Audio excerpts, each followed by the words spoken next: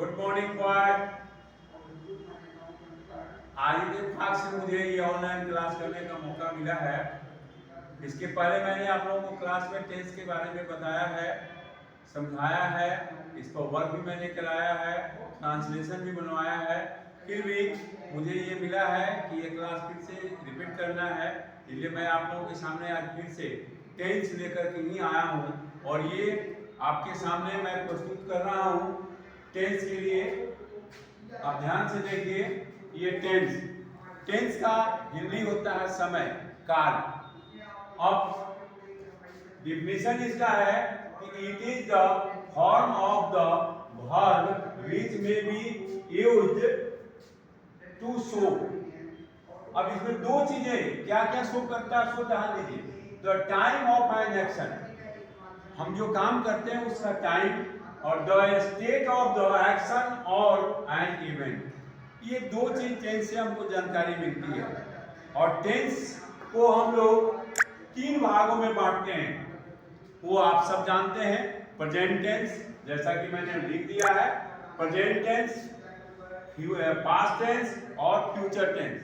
Present tense के बारे में भी बता दें आपको डिफिनेशन कि the verb that refers to the present time is said to be the in present tense. यानी कहने का मतलब ये है कि वाक्य से हमको पता चले कि यह काम अभी हो रहा है, प्रेजेंट स्थिति में हो रहा है, वर्तमान काल में यह काम हो रहा है, उसे हम प्रेजेंट टेंस में रखते हैं।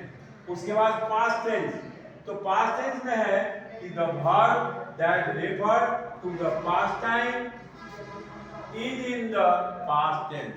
यानी जो काम बीत चुका है, जो काम बीत चुका है वह पास्ट टेंस में आता है। जैसे मैंने खाया था, मैं पढ़ा चुका हूं, वैसे ही फिर तीसरा इसका आता है the future tense.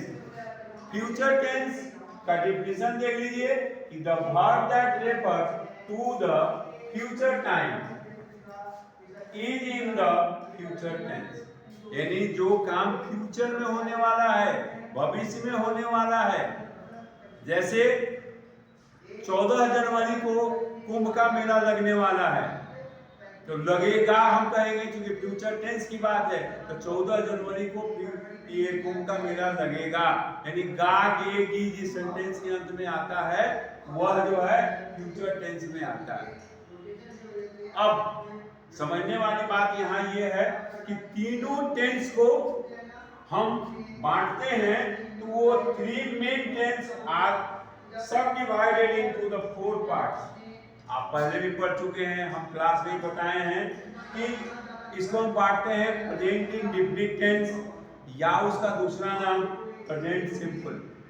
Present indefinite भी कर सकते हैं, प्रेजेंट सिंपल भी कर सकते हैं, प्रेजेंट परफेक्ट भी करते हैं और प्रेजेंट कंटीन्यूअस भी करते हैं। फिर तीसरा है प्रेजेंट परफेक्ट, तीसरा है प्रेजेंट परफेक्ट। हमको लगता है कि आप लोग यहाँ तक परिचित हैं, क्योंकि यहाँ तक हम आप लोगों को टेंस बनवा चुके हैं, ट्रांसलेशन बनवा चुके हैं। ट्रांसलेशन में 85 तक प्रेजेंट परफेक्ट टेंस का ही उदाहरण है, और अंत में है प्रेजेंट परफेक्ट कंटीन्यूअस। अब प्रेजेंट इंडेफिनिट में ही इट्स, यानी पहले बता दें आपको कि जिस वाक्य के अंत में ता है, ती है, ते है इत्यादि रहता है, वह उस टेंस का पहचान है। जैसे राम जाता है, मैं पढ़ता हूँ, मैं पढ़ाता हूँ, तुम गाते हो।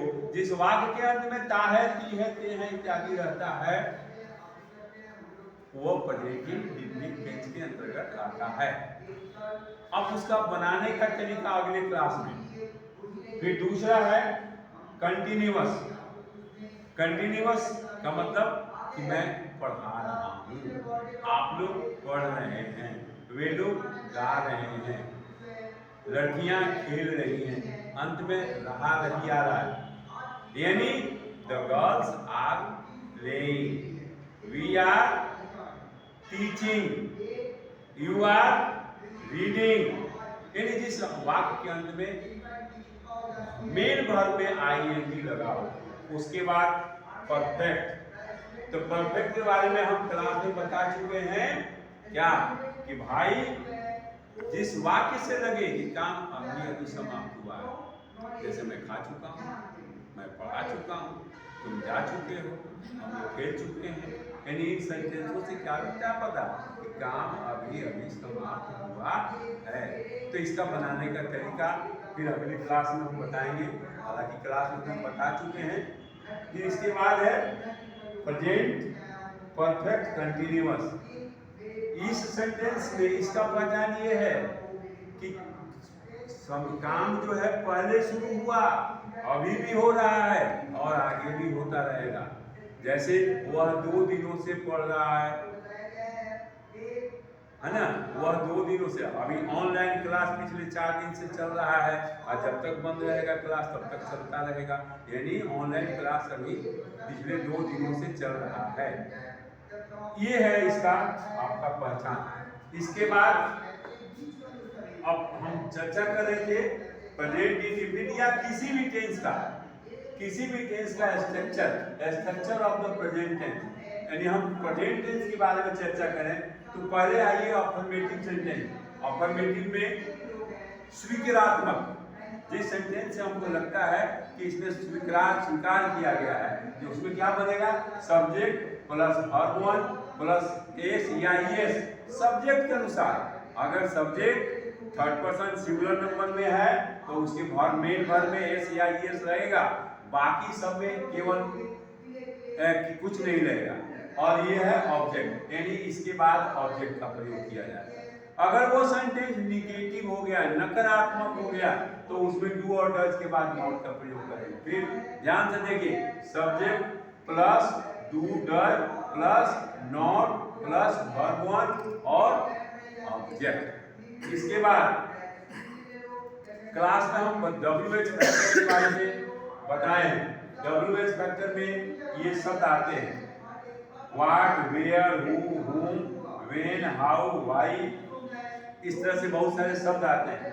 ऐसे शब्दों का अगर हमको प्रयोग करना होगा तो WH फॉर्म में क्या होता है, इंट्रोगेटिव सेंटेंस हुआ उसमें बनेगा पहले WH वर्ड, जो भी होगा WH वर्ड लगेगा, उसके बाद डू या डज। अब डू और डज कहाँ लगेगा ये हमको बताने की जरूरत नहीं है, पहले ही हम बता चुके हैं कि कहाँ एस या ईएस लगेगा। जहाँ एस या ईएस लगेगा वहाँ डज होगा, जहाँ नहीं लगेगा वहाँ डू होगा। फिर सब्जेक्ट, फिर नॉट, फिर वर्ब वन और बाद में ऑब्जेक्ट। ये है आपका आज का क्लास। और मे भी हमको अगर क्लास आगे मिलेगा तो इस पर आगे आने वाले स्ट्रक्चर को मैं सब डिटेल समझाऊंगा। Thanks, okay, bye.